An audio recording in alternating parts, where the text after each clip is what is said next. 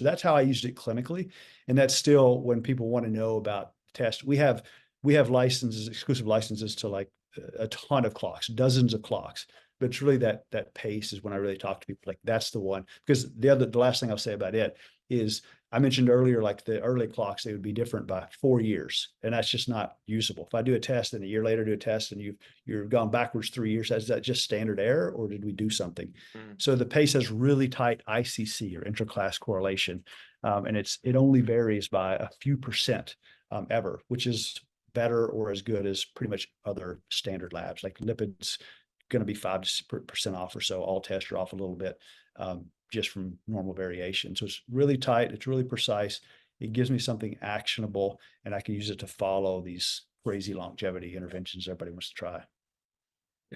If the old ones that are not as good, if they were like 4 years, off, plus or minus, what have you, and the pace is really accurate, what's their, you said 1%, but what is that in like a time span in terms of accuracy?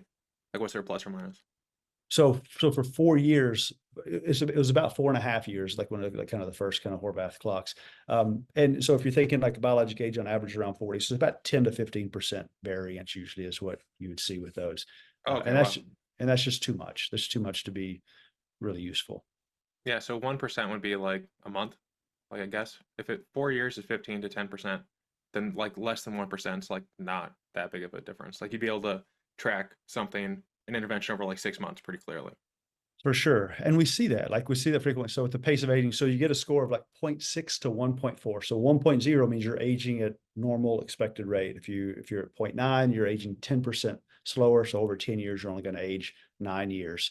So, and we see that with interventions frequently. So when we go from a 1 to a 0.9 to 10% difference. So we know that's real because there's only usually a couple percent variation that is just kind of standard lab issues. Mhm. So we know that's a real result there. What's the value of knowing your rate of aging